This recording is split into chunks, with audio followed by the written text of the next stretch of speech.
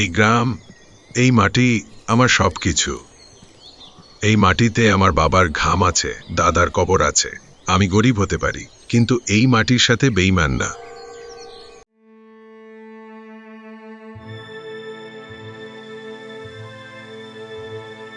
কি হয়েছে?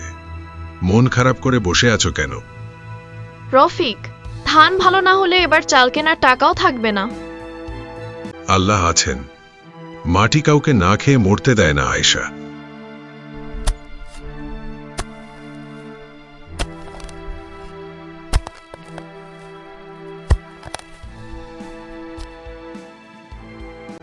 রফিক, কেমন আছিস?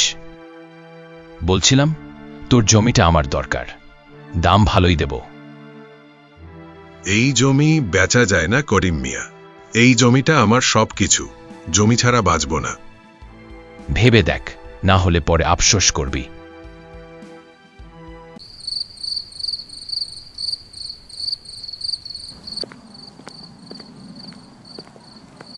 রফিক ভাই, বলো, কেন ডেকেছ আমাকে? ভাই, একটা কথা বলার জন্য তোমাকে ডেকেছি। করিম মিয়া তোমাদের জমি নিয়ে নদীর পাশে অবৈধ ইটভাটা বানাতে চায়। অবৈধ? হ্যাঁ, লাইসেন্স নাই, নদী ভরাট, গাছ কাটা, সব বেআইনি।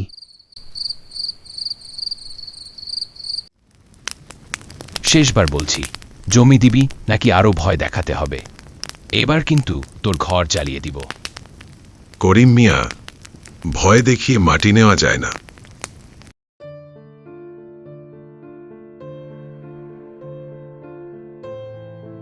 করিম মিয়া নদী দখল করে ইটভাটা বানাতে চায়।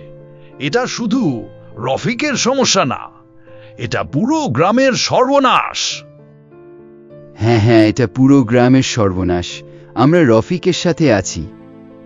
হ্যাঁ হ্যাঁ, এটা পুরো গ্রামের সর্বনাশ। আমরা রফিকের সাথে আছি।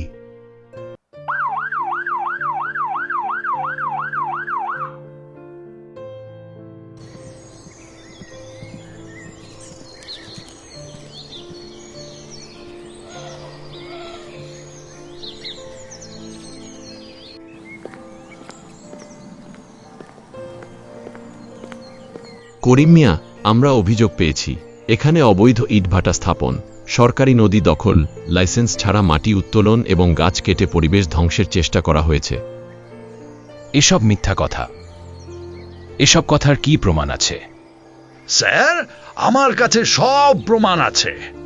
রাতে গাছ কাটার ভিডিও আছে, নদী ভরাটের ছবি আছে। করিম মিয়া, পরিবেশ আইন ও ভূমি দখল আইনে আপনাকে গ্রেপ্তার করা হলো। এরপর করিম মিয়াকে গ্রেফতার করে পুলিশ থানায় নিয়ে যায়। লোভ মানুষকে অন্ধ করে, কিন্তু মাটির সাথে যারা সৎ, শেষ হাসি তারাই হাসে।